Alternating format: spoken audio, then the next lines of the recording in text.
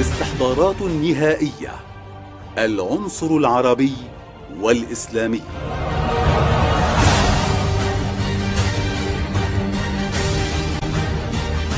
بات من الواضح أننا أمام مخطط متكامل يتحرك بخطوات محسوبة بعناية شديدة. فمنذ بداية القرن الماضي بدأت هوليوود ذراع البطش الإعلامي للماسونية حملة إعلامية منظمة لتشويه صورة العربي، حتى أصبح من البديهي أن العربي في الإعلام الغربي شخصية مرادفة للتخلف والعدوانية والإرهاب، حتى إن العرب أنفسهم صدقوا هذه الصورة النمطية عنهم.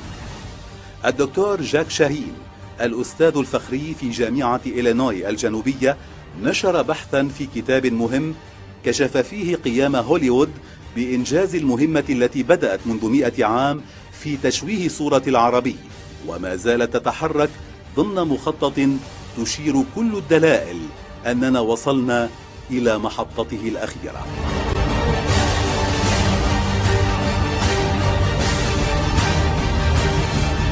Arabs are the most maligned group in the history of Hollywood. They're portrayed basically as subhumans.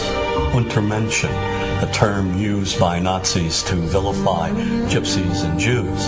These images have been with us for more than a century.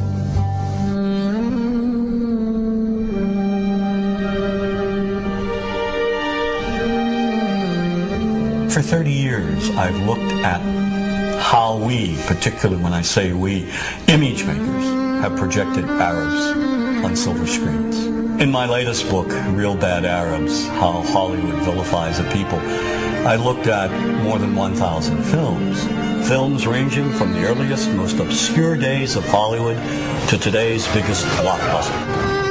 And what I tried to do is to make visible what too many of us seem not to see, a dangerously consistent pattern of hateful Arab stereotypes. Stereotypes that rob an entire people of their humanity. All aspects of our culture project the Arab as villain. That is a given. There is no deviation.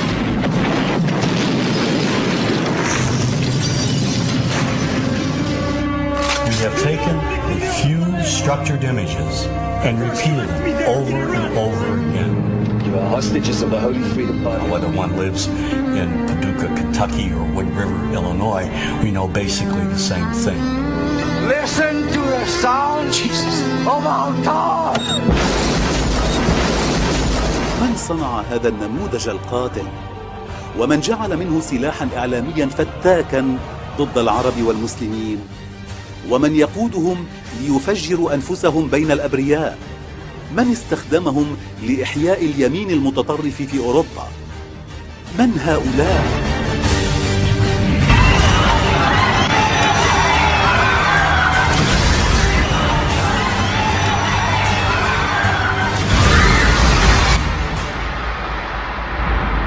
We know the mythology, namely Hollywood's images of Arabs. Yesteryear's Arab land is today's Arab land. The Arab is one-dimensional caricature, cartoon cutouts used by filmmakers as stock villains and as comic relief. And so over and over we see Arabs in movies portrayed as buffoons, their only purpose being to deliver cheap laughs. You see this in the Joey Heatherton film, The Happy Hooker Goes to Washington. Every night I was forced to perform unspeakable acts with circumcised dogs. Oh, dogs are better than sheep. They're cleaner, I know, I've tried both. The stereotype has become so widespread that it's become invisible to people, and the reason being is that we've all grown up with these images. Just look at television. We now have TV shows telling us that, in addition to the Arab terrorists over there, American Arabs over here are also terrorists. Then there's Showtime's Sleeper Cell. Here a sinister network of Islamic groups operates on American street corners. any homeless man could be part of this network. Even Western-looking Arabs are part of this anti-American conspiracy. And this paranoia runs deep. So when innocent Arabs are killed, when they're bombed, maimed, wounded, when they're tortured in places like Abu Ghraib, is it really any surprise that we don't feel any compassion? We've been preconditioned to think that those innocent civilians, clones of Al-Qaeda and Saddam Hussein, are one and the same and do not merit our sympathy, our understanding. And that's very dangerous. الجدير بالملاحظة أن الخطة بدأت تأخذ ملامحها النهائية من خلال تشويه صورة العربي كقومية وتشويه صورة المسلم كدين، واستخدموا القاعدة لتشويه الإسلام والقادة العرب مثل صدام كنموذج للعربي السيء، والاثنان هما صنيعة مخابراتية أمريكية بامتياز. الذي يثير الشكوك حقا أن يوم الإعلان عن النظام العالمي الجديد هو يوم 11 من سبتمبر من عام 1991 بعد احتلال الكويت من قبل صدام، ويوم الإعلان عن الحرب على الإرهاب هو 11 من سبتمبر من عام 2001 بعد ضرب مركز التجارة العالمي بقيادة أسامة بن لادن.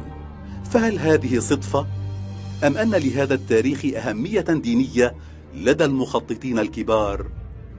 لنبدأ من بدايات الخطة الكبرى التي كشفها عميل المخابرات الأمريكية السابق الشهير جون بيركنز في اعترافاته أمام مجموعات جنود السلام الأمريكية المعارضة في مدينة سياتل الأمريكية.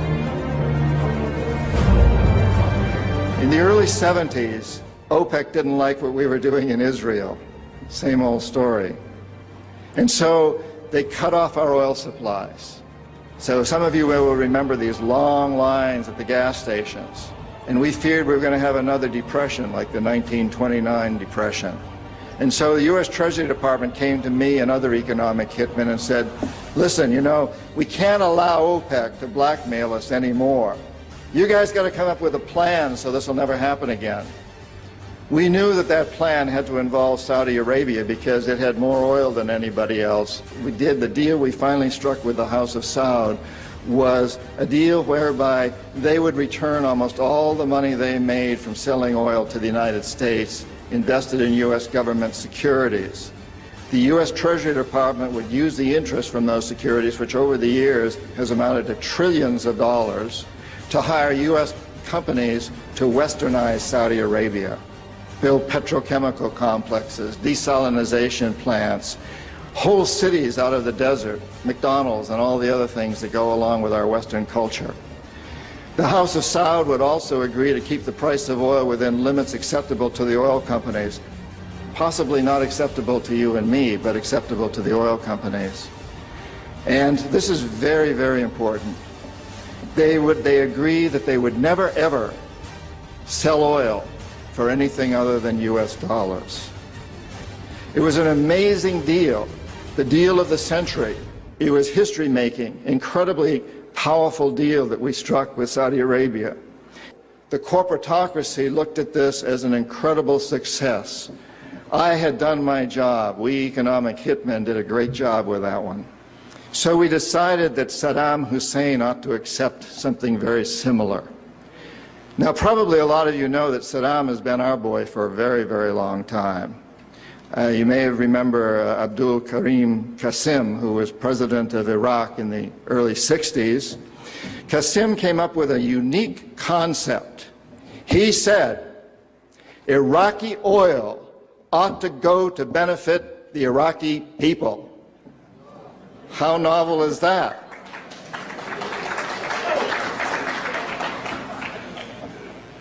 But we didn't like that very much.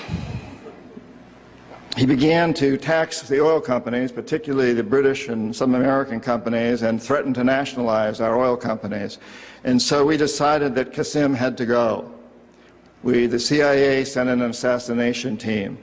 It was headed by a man who was still going through high school, an Iraqi citizen who was still going through high school. They They riddled Qasim's car with bullets on the streets of Baghdad and missed him. The head of this assassination team was wounded and fled to Syria. His name was Saddam Hussein. He was a CIA agent in those days, an assassin for us. He failed. He was our boy. He was our man.